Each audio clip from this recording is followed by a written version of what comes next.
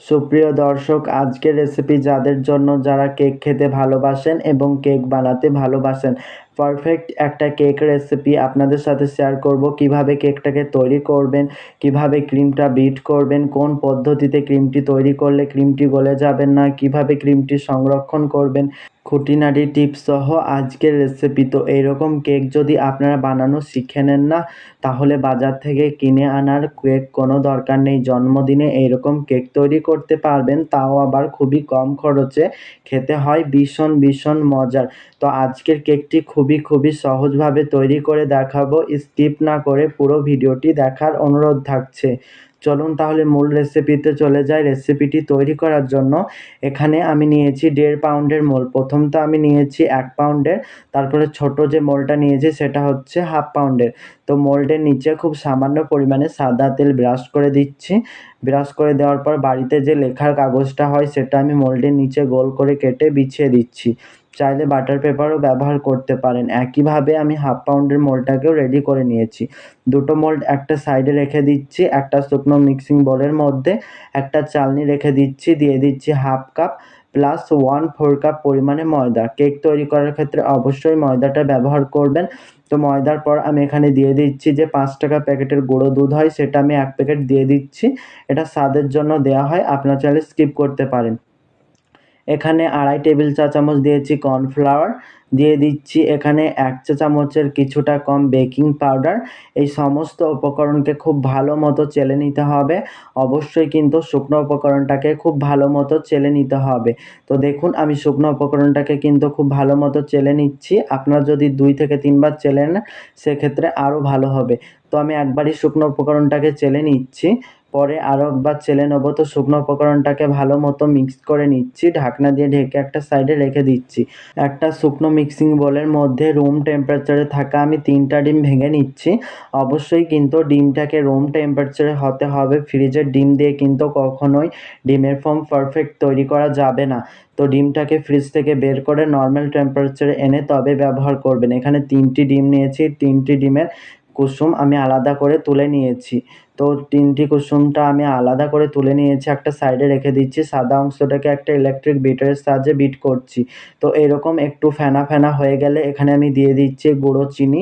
এই চিনিটাকে আমি গুঁড়ো করে নিয়েছি। এখানে 1/2 কাপ পরিমাণের একটু বেশি আমি চিনি নিয়েছি। আপনারা চাইলে নিজেদের স্বাদ মতো চিনিটা নিয়ে নিতে পারেন। চিনিটা গুঁড়ো করে নিয়েছি, যেহেতু আমাদের বাড়িতে যে চিনিটা আনা হয়েছিল সেটা অনেক বেশি মোটা। ডিমের ফর্ম পারফেক্ট হয়ে যাবে কিন্তু চিনিটা গলবে না, সেই ক্ষেত্রে কেকটা পারফেক্ট হবে না।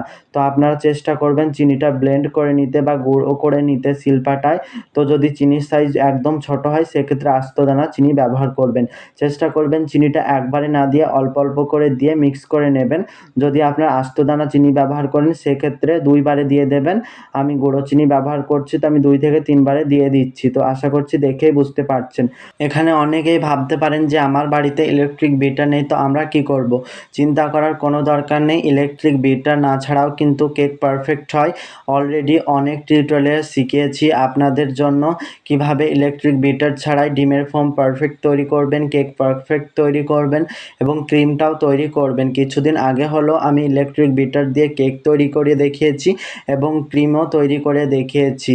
তো আপনারা আমার চ্যানেলটিকে ভিজিট করে দেখে আসতে পারেন। দেখবেন ডিমের ফর্মটি বিট করতে করতে এইরকম পজিশনে চলে আসবে। একটা দাগ কেটে নেবেন। দাগটা যদি সাথে সাথে মিলিয়ে না যায় তো বুঝে নিতে হবে আমাদের ডিমের ফর্ম একদম পারফেক্ট। চিনিটা গলে গেছে নাকি চেক করে নেবেন। তো যেহেতু গুঁড়ো চিনি ব্যবহার করেছি, খুবই অল্প সময়ে চিনিটা গলে যাবে। তো এখানে ডিমের কুসুম 3টা দিয়ে দিচ্ছি 1 চা চামচ মতো ভ্যানিলা এসেন্স। আপনার যে ফ্লেভারের কেক তৈরি করবেন সে ফ্লেভার এখানে দিয়ে দিতে পারেন। তো বিটার লো স্পিডে এগুলোকে মিক্স করে নিচ্ছি। জাস্ট মিক্স করে নিলেই বিটারের কাটা বন্ধ করে দিতে হবে। তো আবার একটা চালনি নিয়েছি, চালনির মধ্যে আমি সম্পূর্ণ শুকনো উপকরণটা দিয়ে দিচ্ছি। শুকনো উপকরণটাকে আমি 2 ধাপে মিক্স করে নেব। প্রথম ধাপে আমি হাফ শুকনো উপকরণ দিয়েছি, দ্বিতীয় ধাপে সম্পূর্ণ শুকনো উপকরণটা চেলে দিয়ে মিক্স করে নেব। তো প্রথম ধাপের শুকনো উপকরণটাকে আমি দিয়ে খুবই আলতোভাবে হ্যান্ড উইক্সের সাহায্যে মিক্স করছি। এক পাশ দিয়ে ঘুরিয়ে ঘুরিয়ে খুবই আলতোভাবে মিক্সটা করে নিতে হবে। আশা করছি ভিডিওটিতে দেখেই বুঝতে পারছেন। ভিডিওটিতে যদিই বা একটু ফাস্ট করা রয়েছে, সেক্ষেত্রে আমি খুবই আলতোভাবে কিন্তু এই কাজটা করেছি। একটু সময় লাগবে, কিন্তু কাজটা খুবই আলতোভাবে করতে হবে। তো দেখুন আমি কিভাবে কাজটি করছি। আমি একটু আলতোভাবে কিন্তু মিক্স করে নিয়েছি। যদি আপনারা জোরে জোরে মিক্স করেন, সেক্ষেত্রে ডিমের ফোমটি বসে যাবে। কেকটা কিন্তু পারফেক্ট হলেও কিন্তু খুব বেশি ফুলবে না। তো দ্বিতীয় ধাপে সম্পূর্ণ শুকনো উপকরণটা চালার পর এখানে আমি দিয়ে দিচ্ছি দুধ। রুম টেম্পারেচারে থাকা আমি এখানে দুধ নিয়েছি। দুধ আমি 2 টেবিল চা চামচ মতো নিয়েছি। আপনাদের কিন্তু 2 টেবিল চামচের জায়গায় 3 টেবিল চামচও লাগতে পারে। সেক্ষেত্রে তার বেশি কিন্তু দুধ লাগবে না। তো দুধটা দেওয়ার পর খুব ভালো মতো মিক্স করে নিচ্ছি। এই দুধটা কিন্তু রুম টেম্পারেচারে আমার ছিল না বলে ডিমের ফোমটি বসে গেছে। আশা করছি দেখেই বুঝতে পারছেন একটুকু বসে গেছে। অবশ্যই কিন্তু দুধ এবং যা কিছু কেকের মধ্যে ব্যবহার করা হবে সেগুলো কিন্তু রুম টেম্পারেচারে নিতে হবে। দেখুন আমার ডিমের ফোমটি একটু হলেও বসে গেছে, সমস্যা নেই, এটা দিয়ে কেকটা তৈরি করা যাবে। তো এবার হচ্ছে আমি এখানে 1 পাউন্ড মোল্ডের মধ্যে দিয়ে দিচ্ছি হাফ ব্যাটারের কিছুটা বেশি দিয়েছি। তো আমি আন্দাজ করে দিয়ে দিচ্ছি, আপনারা চাইলে মেপেও দিয়ে দিতে পারেন। এইটুকু ব্যাটার রেখেছি, একটা হাফ পাউন্ড মোল্ডের মধ্যে আমি দিয়ে দেবো। তো একটা কাঠির সাহায্যে এরকম করে দাগ কেটে নিচ্ছি, যদি বাতাস থাকে তো বেরিয়ে যাবে। তো দাগটা খুব ভালো মতো কাড়ার পর আমি কিন্তু কেকটিকে বেক করে নেবো। আজকের কেকটি আমি গ্যাসের চুলায় বেক করছি না, আমি ওভেনেই কেকটাকে বেক করে নিচ্ছি। যেহেতু হাতের সময় একটু অল্প ছিল বলে আমি ওভেনে বেক করে নিচ্ছি। 170 ডিগ্রি তাপমাত্রায় রেখেছি। আপ ডাউন হিট অন রেখে নিচের তাকে দিয়ে কেকটাকে আমি বেক করে নিচ্ছি। কেকটা বেক হতে প্রায় আমার 25 থেকে 30 মিনিট সময় লেগেছে, আপনাদের কম বা বেশি লাগতে পারে।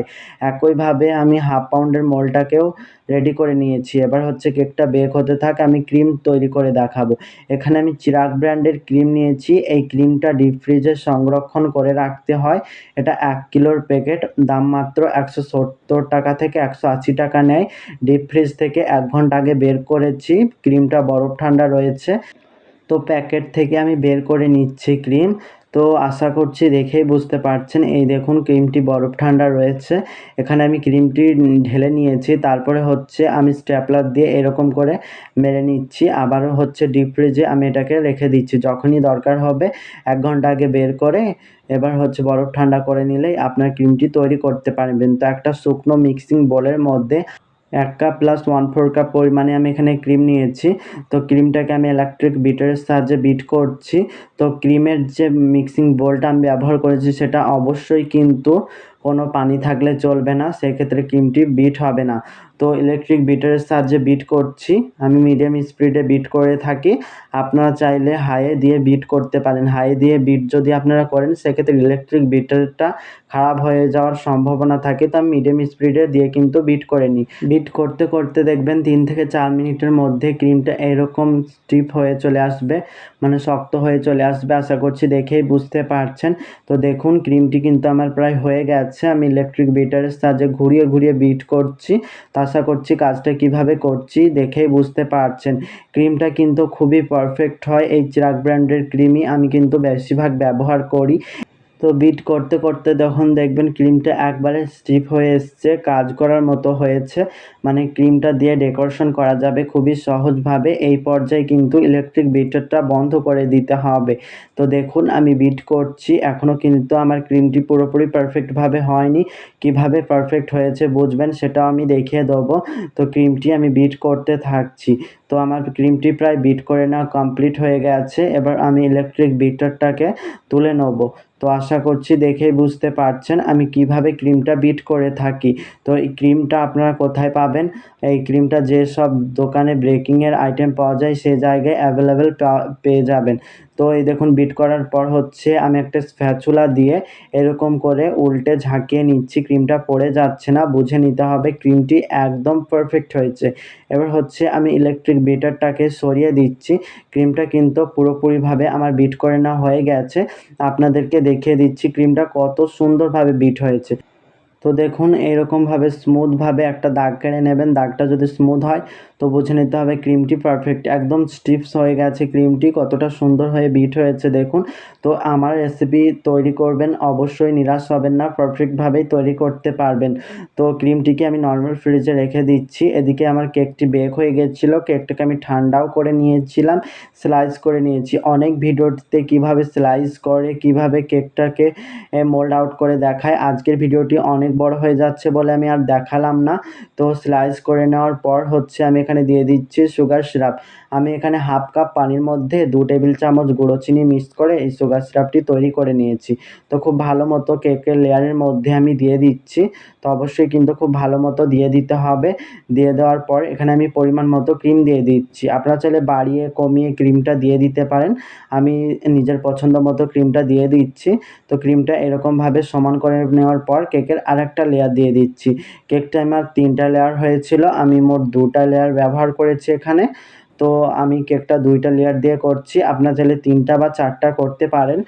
যে অবশিষ্ট লাস্টেকার লেয়ারটি দিয়েছি সেটাতে সুগার সিরাপ ব্রাশ করার পর একটু ক্রিম নিয়ে আমি হালকা মতো একটু নিচের দিকটা সমান করে নিচ্ছি। এবার হচ্ছে সাইডে ক্রিমটা লাগিয়ে নিচ্ছি। কেক তৈরি করা বা কেক ডেকোরেশন করা কোনো আকর বিষয় নয়, খুবই সহজভাবে তৈরি করতে পারবেন একটু মনে যদি সাহস থাকে। আর একটু যদি ভিডিওটি আপনারা ফার্স্ট থেকে লাস্ট পর্যন্ত মন দিয়ে দেখেন তাহলেই আপনারা কেক বানানো শিখে যাবেন অল্প সময়ের মধ্যে। একবারে কিন্তু কেউ পারফেক্ট হয় না, আমিও কিন্তু একবারে পারফেক্ট হয়নি। আপনারা কেক বানানো শিখতে যদি চান তো 2-1 বার প্র্যাকটিস করবেন, অবশ্যই কিন্তু 2-1 বার থেকেই আপনার পারফেক্টভাবে কেক তৈরি করা শিখে যাবেন। কোনো মানুষ কিন্তু একবারেই পারফেক্ট হয় না, আমিও কিন্তু পারফেক্ট হইনি, কেউ পারফেক্ট হতে পারবে না। একবারেই কোনো না কোনো কিছু ভুল হবেই। তো আপনারা চেষ্টা করবেন 1টা-2টো কেক বানিয়ে এইরকম কেক আপনারা বানাতে পারবেন ইনশাআল্লাহ।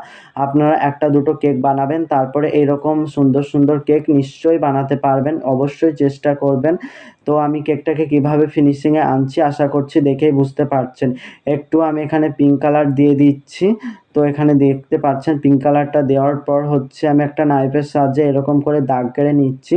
এটা দিলে দেখতে অনেকটা সুন্দর লাগবে বলে আমি দিচ্ছি। তো নাইফের সাহায্যে দাগটা কেটে নেওয়ার পর আমি ওপরটাকেও সমান করে নিচ্ছি। তো কাজটি কীভাবে করছি আশা করছি দেখেই বুঝতে পারছেন, বলে বোঝানোর মতোই কিছু নেই। আর কেক ফিনিশিং আনা খুবই সহজ ব্যাপার হয়, একটু সময় নিয়ে ধৈর্য সহকারে করলেই কাজটি হয়ে যাবে। তো দেখুন আমি এরকমভাবে ফিনিশিংটা এনে নিচ্ছি নাইফের সাহায্যে। আজকের ফিনিশিংটা আমি নাইফের সাহায্যে আনছি। তো এই দেখুন নাইফটাকে ক্লিন করে এরকম করে একটু ওপরটাকেও ফিনিশিং করে নেওয়ার পর আমি ধারটাকেও একটু ফিনিশিং করে নিচ্ছি। তো ফ্রেন্ডস আজকের রেসিপিটি যদি ভালো লাগে অবশ্যই আমার চ্যানেলটিকে সাবস্ক্রাইব করবেন। তো আমি বোর্ডের মধ্যে কেকটাকে তুলে নিচ্ছি। তো আপনারা চাইলে ডাইরেক্ট বোর্ডের মধ্যে কেকটাকে ডেকোরেশন করতে পারেন। তো এবার হচ্ছে আমি কেকের বোর্ডের মধ্যে তুলে নেওয়ার পর সেমভাবে আমি হাফ পাউন্ডের কেকটিকে তৈরি করেছিলাম, ডেকোরেশন করেছিলাম। এবার সেমভাবে আমি তুলে ওপরে বসিয়ে দিয়েছি, সেটা আর দেখাইনি। এখানে আমি কিছুটা ক্রিমে নিয়েছি, এখানে ক্রিমের মধ্যে পিঙ্ক কালার মিক্স করে নিয়েছিলাম। মিক্স করার পর হচ্ছে আমি একটা নজেলের সাহায্যে এরকম ডিজাইন করে নিচ্ছি। এই নজেলটা একটু বাঁকা টাইপের নজেল, নাম্বার নেই বলে বলতে পারিনি। তারপরে হচ্ছে আরেকটা নজেল দিয়ে এরকম করে একটা গ্যাপ করে আমি এরকম করে একটা ডিজাইন করে নিচ্ছি। আশা করছি ডিজাইনটা কীভাবে করছি দেখেই বুঝতে পারছেন। এই নজেলের কোনো নাম্বার লেখা নেই বলে আমি বলতে পারছি না। তো এই নজেলগুলো আপনার নিজের পছন্দ মতো ফুল করে ডেকোরেশনটা করে নিতে পারেন। তো এরকম ডেকোরেশন করতে হবে বলে মানে নেই, যে নজেলটা দিয়ে একটি করে ফুল করেছিলাম সেই নজেলটা দিয়ে এরকম করে এই কেকের ধারটাকেও আমি ডিজাইনটা করে নিলাম। একটু ফাঁকা রেখেছি গোলাপ তৈরি করার জন্য। তো গোলাপটি কীভাবে আমি তৈরি করব সেটা আমি দেখিয়ে দিচ্ছি। অনেকের বাড়িতে যদি রোজ নজেল থাকে সেক্ষেত্রে তাদের বাড়িতে রোজ নেল থাকে না। তো আমি রোজ নেল ছাড়াই কেকটাকে মানে রোজটাকে তৈরি করে দেখাচ্ছি। এখানে আমি একটা অ্যাসেন্সের এরকম একটা কৌটো নিয়েছি, আপনারা যে কোনো কৌটা দিয়ে করতে পারেন। তো গোলাপ ফুলটি বলে বোঝানোর মতো কিছু নেই, আশা করছি দেখে বুঝতে পারছেন আমি কীভাবে তৈরি করছি। এক পাশ দিয়ে টান দিয়ে এরকম করে গোলাপ ফুলটি তৈরি করে নিচ্ছি। এবং গোলাপ ফুল তৈরি করতে কাঁচা, তাও আমি দেখিয়ে দিচ্ছি। আপনারা যদি 2 থেকে 3 বার চেষ্টা করেন সেক্ষেত্রে শিখে যাবেন। আমি চেষ্টা করিনি, এটা নিয়ে আমার 2 থেকে 3 বার গোলাপ ফুল তৈরি করে নেওয়া হয়েছে। তো আমি খুব একটা ভালো পারি না, আপনারা আমার থেকেও সুন্দর পারবেন এবং চেষ্টা করবেন। তো দেখুন আমি তৈরি করে নিচ্ছি। যারা আমার থেকে গোলাপ তৈরি করতে অনেক বেশি সুন্দর পারেন তারা অবশ্যই কমেন্ট করে জানাবেন। তো আমি এখানে রোজ নজেলটা দিয়ে রোজ করে নিয়েছি। তারপরে হচ্ছে আমি একটা পাইপিং ব্যাগেরটাকে এরকম করে একটু কেটে নিয়েছি, মানে ভি টাইপের একটু কেটে নিয়েছি। নজেল ছাড়াই আমি পাতাটাকে তৈরি করে নিয়েছি। কিভাবে পাতাগুলো দিলাম আশা করছি দেখেই বুঝতে পারছেন। তো এক ভিডিওটিতে অনেক দেখানো কিন্তু সম্ভব হচ্ছে না, ভিডিও অনেক বড় হয়ে গেছে। আপনারা বিরক্ত হয়ে যাবেন যদি অনেক বড় ভিডিও বানাই একটা ভিডিওর মধ্যে সব কিছু। তো আমার চ্যালেঞ্জের পাশে থাকবেন, আশা করছি সব কিছুই শিখে যাবেন। তো এখানে আমার কেক ডেকোরেশন করা প্রায় কমপ্লিট। এখানে কিছু সুগার বল দিয়ে দিচ্ছি এই ফাঁকা জায়গাটায়। হলে আপনারা যে কোনো কারোর নামটা লিখে দিতে পারেন। আমাকে নামটা লিখতে বলা হয়নি, তো বলে আমি লিখিনি। কিছু স্প্রিঙ্কল দিয়ে কেকটাকে ডেকোরেশন কমপ্লিট করে নিচ্ছি। এটা একটা বার্থডে কেক। তো এখানে একটা বাটারফ্লাই বসিয়ে দিচ্ছি। একজনের বার্থডে কেক আমাকে অর্ডার দিয়েছিল কেকটা বানিয়ে দিতে। সে আমাকে কোনো ডিজাইন দেয়নি, কোনো ফ্লেভার বলে দেয়নি। আমার পছন্দ মতো কেকটাকে ডেকোরেশন করতে বলেছিল, ফ্লেভার করতে বলেছিল। আমি নিজের পছন্দ মতো করে দিয়েছি। তো দেখুন কেকটা কেমন লাগলো অবশ্যই কিন্তু জানাবেন। কেকটা আমার পারফেক্টভাবে তৈরি হয়ে গেল। দেখলেন তো কেকটা তৈরি করা কতটা সহজ। অবশ্যই বাড়িতে ট্রাই করবেন, ট্রাই করে আমাকে কমেন্ট বক্সে জানাবেন। আজকের রেসিপি এই পর্যন্ত। সবাই অনেক অনেক বেশি ভালো থাকবেন, সবাই সুস্থ থাকবেন।